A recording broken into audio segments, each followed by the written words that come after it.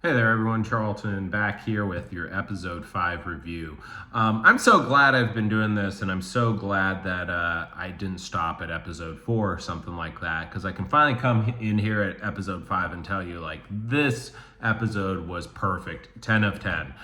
Well, I mean, maybe not the whole thing overall isn't perfect because there have been some issues that led into this, but this episode is really the best I've seen so far, and the content was very well done. I mean, the scene with the nanofiber cutting the boat apart. I mean that they didn't have to go that hard. I mean that is better than anything I ever visualized in my head reading the books. Holy cow. It's going to be one of those scenes that I think hopefully in all of like TV and film gets filed somewhere. It's like the time that nanofiber, killed everyone in a cargo ship and cut it into ribbons. I mean, how the amount of CGI and the amount of creativity. I mean, it is chilling. I mean, that is a brutal scene, and I love that they committed. I mean, they really committed. I mean, killing children. I mean, yes, they did it. That is something else, and seeing Raj and Augie talk, more after, but Augie knew like going in that this was not going to be good. Finally, Augie's character, I think, has plot and lines now to work with, where I think you all may take away previously, like my complaints with Augie earlier were simply like, you can't even evaluate how well the actress is doing because the lines were asinine, and the character was acting irrationally. Finally, in this episode, we've got an actual great series of scenes, and I think it works great. Having Augie as a foil to Raj is not just good in these scenes, but it's also kind of reflective of a major theme throughout the book, which is how much will you do? How far will you go if everything depends on taking actions that are beyond what your normal frame of reference says are the right actions. And this is that first step where humankind really just murders in cold blood because it is what needs to be done, because this situation has gone too far.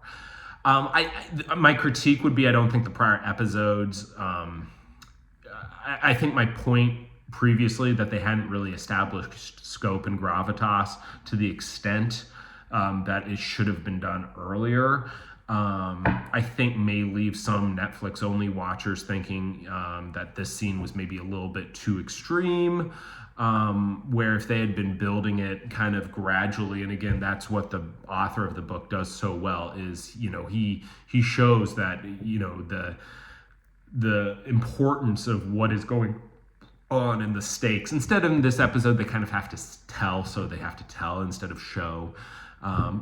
Okay, could have been better. Another thing is, this just doesn't make any sense to me. Why now did they suddenly discover that they have maybe a military governmental consultant? Because this scene is almost perfectly executed.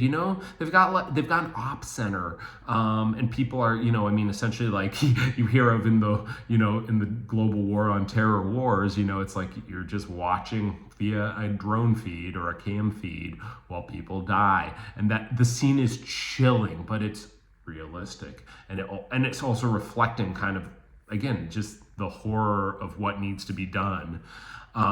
Just perfectly done. Just they have the clocks above the feeds where you have Zulu time and then plus or minus, Greenwich Mean Time, and it's just it feels real. Raj's character, is working well. My only complaint of this episode is there's one scene that I think is just completely flubbed, and that's the very first scene, I think, where Wade meets Raj. It's very weird. Like it's poorly done. It's like they didn't reference their, like, if they do have a military consultant, they didn't reference them. I mean, two big wigs. Raj. So I'm assuming Raj is the equivalent of a '06 or a naval captain in the American Navy. So he's gotten his he it's just the first ship that he's gotten charged with, and he's the captain of. I mean, he could be an '05. Earlier they're like, oh, he's an admiral. Well, no, an admiral wouldn't get an individual ship. They would have either desk duty portside, or they would have a small fleet or flotilla or some sort of thing. So yeah, I think he so a commander or a captain, American Navy equivalent. So he's high ranking, and he's also fast tracked. So I don't know what Wade is, but the thing is, like, the scene just doesn't make sense. Where Wade is like, well, you need to know, he sees Wade's credentials, and he's like, oh, you're so, now you know how important I am. Like, what position?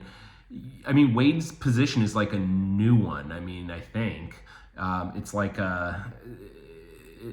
like an intelligent. I mean, you wouldn't end up with a situation where suddenly seeing someone's credentials, it would flip so much. I mean, unless the guy was like, the SecDef position, but then that would be new information because there's only like one SecDef, or he's like the head of the CIA or something like that. But then, and then Wade being like, oh, you should take me at my word. I mean, it's so stupid. Of course, Raj would need to like verify.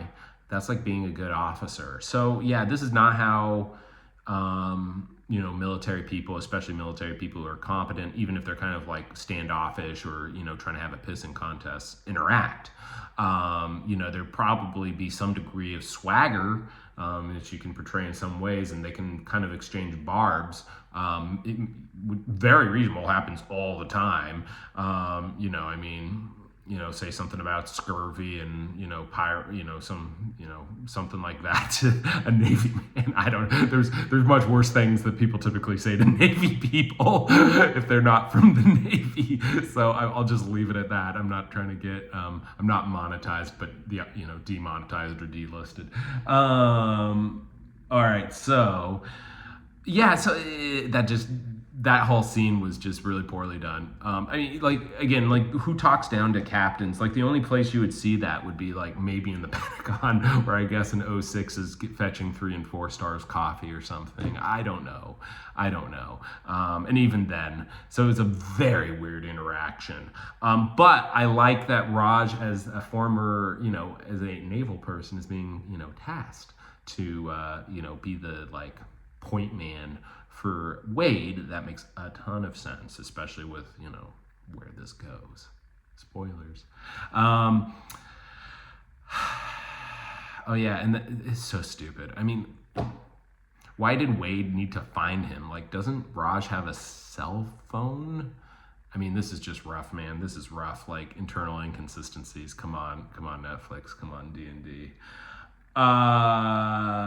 But it's so weird because then contrast, like that's how they were portraying military and government up until now, just complete misfires, complete, lack of details. And then suddenly for the rest of this episode, they're just nailing it, all the way down to having the, when they finally get the drive back and they have that, like, that computer technician, the black computer technician, who is essentially the main guy in charge of decrypting it, or the main guy that they're talking to. I mean, he is perfect. He gives off the, government, but non-military, so government civilian vibe, federal employee perfectly. Like, he's like, I'm not taking that apart, and just stuff like that. Just he most convincing, high-end computer analyst or computer tech or computer expert I've ever seen. That guy, that actor, needs to get more roles. Just nails it. Great scene where they actually, I mean, they talk about quantum encryption, how, I mean, even with, even if they did have quantum computers, they don't imply whether quantum computers are viable or not. Part of the thing in the three body universe is their tech is, like, their current day tech is very slightly ahead of where we are in 2024, just very slightly. So I don't know, maybe they have quantum computers, the sophons could probably break it, but regardless, supposedly the encryption is, beyond, as you guys may be aware, theoretically we're at the, end of, 128 and 256-bit encryption, where you factor 2 primes. Quantum computers, as soon as they come online, can do that in seconds instead of millennia. So it's almost it'll almost be an instantaneous, switch that flips where, back. So people think that, for decades that everyone's been collecting 128, 256-bit encrypted data in anticipation of kind of the quantum computing singularity, because they'll instantly just be able to decrypt everything and read everything. So yeah, science plays in, like, good.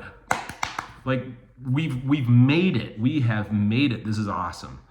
Man, and then just to jump back to the, going through the cheese slice or the bread slice or whatever, man, brutal scene. I mean, this is probably, when it comes to D&D, like, I don't think anything in Game of Thrones is actually as bad as this. I mean, like, I know the Red Wedding was terrible. I know, Cersei burning the, but I think this is one of the most brutal scenes I've ever seen. Like, seeing the children's, like paper men just, like, I mean, just get cut one at a time. Oh my God. And then, I mean, Mike Evans' actor, I'm almost sad he died, but God, you nailed it, man. You nailed it. And another Emmy award winning role, the Sparrow, and now Mike Evans. You nailed it, man. Okay, so now another great scene. So I actually think they do this better than the book, because I was actually a little confused in the book with events surrounding this. Of course, the events, kind of happen in different sequence in the book, but, like, they just come out and explain. They're like, I'm still going to call them Trisolarans, but they call them the Seti or something. I don't know. It's the Trisolarans. But they say, like, well, they've essentially withdrawn their protection of the ETO, and it all makes sense. It's maybe just a little bit loose, but man, I tell you, in the book, it's also not perfectly coherent. Like, I think this is something that the author maybe struggled with a little. Now, feel free to your book reader correct me. I have only been really doing this based on my own research and giving my unfiltered opinions on this. When I'm done with all these videos, I'm going to go back through and read, like, what the individual, like, Reddit, episode comments are. I did it briefly on episode 1, and they're very helpful. And I was like, okay, my opinion is close enough to what they're saying on Reddit, that let me just give my unfiltered take on everything, and then I'll recircle. I think Quinn's Idea also released an entire review of the series, so I'm super excited to listen to that, but not until I'm done with it and I've given my kind of hot take on every episode. Who knows, maybe I'll be shown that I'm really off, and well, again, my fault.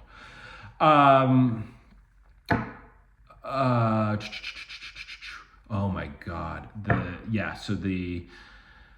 But yeah, I understand it better than when I read the books or watched the Chinese show. Like, so Netflix, like, that's why this episode gets a 10 out of 10. They have improved on the source material, which I thought was going to almost be impossible. And at this point, I really hope they continue on, especially like this episode. I mean, if the rest of the season was like this, I mean, I think they were saving money. And that sucks.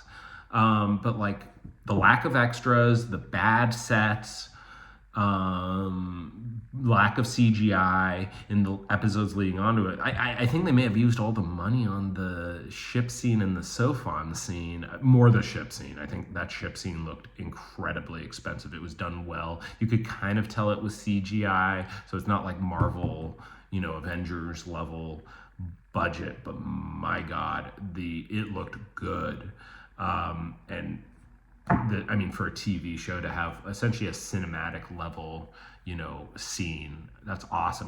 You know what else should have had that level of detail in the op center and the military-esque nature instead of being like a 3-minute, kind of, half-assed approaches.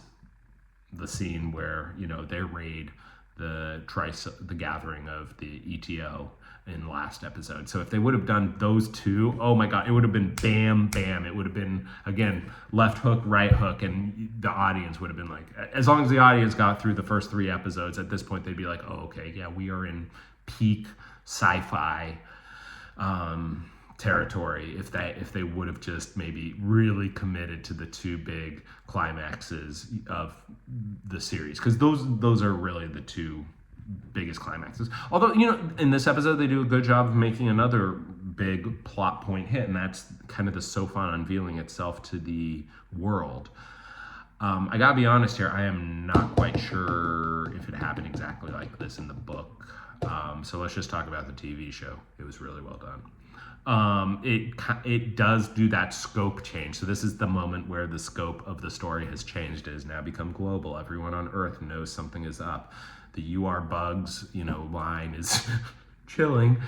And finally, there's also something that Sophon explained to the main characters, Jin and Wade, right? I think this is premature, but whatever, man. If they want to do the story this way, let them do it this way. They explain the entire reason for the invasion, which is essentially the, what is it? Essentially, so there's 2 reasons, right? Information disparity and technological supernova. So they essentially explained the technological supernova, disparity between Trisolarans and Earth. That it's told me it's not necessarily that during the 400-year journey the Trisolarans would clearly be eclipsed by the Earth. It more is there is a risk that they could be eclipsed by the Earth. A risk. It's not. They kind of make it seem like it's an open and shut case. I don't think necessarily I don't ever think that was the implication in the book, but just Earth's trajectory does put them at risk. Also, certainly if they were to give it multiple millennia, like that's why they launched the invasion. So it does lead to a question, right? Like we were under the impression that like Mike Evans and the Trisolarans communication was purely like they were truly collaborating, maybe at worst Earth was going to be the Trisolarans' pets, but and maybe you can still square the circle. That was their plan all along. Like they're going to have us as, pets, and we're just not going to be allowed to advance. But this episode also kind of gives the vibe that they switched from like true collaboration to occupation and subjugation. So I'm not quite sure. Again, if in the comments you want to tell me, either what you know or what you think. I mean, of course I know how the story goes. But yeah, it's kind of interesting. But the implication is they launch the fleet right away as soon as they get the message, because they know time is of the essence, and I guess they get enough information. I think they probably get enough. I mean, again, the show has done a really good job. It tells you about like how like Mike Evans has been communicating. They don't actually straight up say it, but they imply it. I think it's well done. He's been having a lot of chit chats with the Trisolarans, so they probably very early on after the establishment of Judgment Day. They start to get really good. They start to understand humanity's trajectory, probably for more reasons than just, the fact that we live in a perpetual stable era. Okay, of course, this continues to raise questions. One of the questions that I could see being raised, right? They say they sent the sophons relatively recently. I would have imagined they would have sent the sophons like as soon as they made first contact, so they should have been here for like 50 years. I don't know. I might be misremembering the book at this point, but that's just it's an interesting aside. I thought they were allowing humanity to advance to a certain point, but then just capping it beyond there. So like most of the subatomic experiments were the places where, and multidimensionality were places where they couldn't, they did not want humanity to go beyond there because they could start to potentially have technologies that could counter their own. But yeah, that scene. Oh yeah, and then speaking of multidimensionality, like, come on, like they should have just said earlier, Jin was like a string theorist. Maybe I missed it, but again, like so Wade has decided to make Jin like their expert on the sophon, which I think is a really good use of the Oxford Five. Okay, Jin's going to be the string theorist. I can tell you already. I haven't. So for the book and readers, if you're Netflix only, please close your ears for 1 second. But I think what they're doing with the guy who's dying of pancreatic cancer, I mean, clearly he's going to get frozen and be, on the way to the future. That's the trajectory I would predict. I mean, that's just a prediction, but I think that's the plan for him, and that is awesome. That is awesome. That is not in the books, but if I was consulting on this, I would probably suggest something along those lines too, because he's going to wake up and be instantly healed of all his wounds. A similar thing is done in the book, but not quite like this. So yeah, they're going to cure him and, cryo sleep, and, and then he'll be ready to fight in the future, which is badass. Finally, the sophon folding scene, very well done. I knew they were going to do it well. Actually, I wasn't terribly worried about it because you can do it with relatively commonplace CGI. The scene of the sky reflecting itself back is, that's so spooky. It reminds me of Inception. Yeah, overall, 10 of 10. I wish that the whole season was given this degree of care.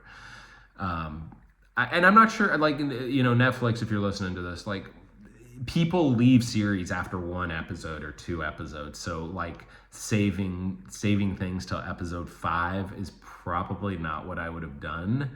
I worry that your data will show that, but just, you need to know, like, you've got a winner on your hands. Maybe they need more money, or maybe the money needs to be spent better, or maybe some of the earlier dialogue needs to be locked in more. Hopefully they figured it out, because if they can do what they did for book or episode 5 and hopefully beyond, if they can do that for book 2, that series will be amazing. That'll be amazing. Like book 2, I think most people would say book 2 is the best.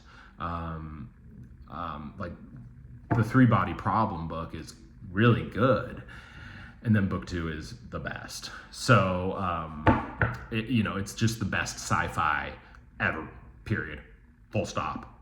Amazing. So if please keep that same level of care and that same willingness to violate cultural norms, like murdering children, I guess. This is, nobody ever said that this story was no one ever said the story was timid or constrained. This is a epic story of epic proportions. I think again, if you haven't read the books, close your ears. But at a certain point, when you get a multi-dimensional strike on the Earth's solar system and the flattening of everyone, you can't really go back from that. That's terrifying. So, yeah, this series has no breaks. You gotta treat it as such, and you gotta do it justice. Otherwise, just get a different IP and make a story about Teletubbies and pirates and I don't know, man. Rebel Moon Part 3. Go Zack Snyder. All right. Anyway, y'all have a excellent day. On to episode 6. I hope it is not even as good as this episode 5, but even almost as good. We're gonna be winning. All right. Take care.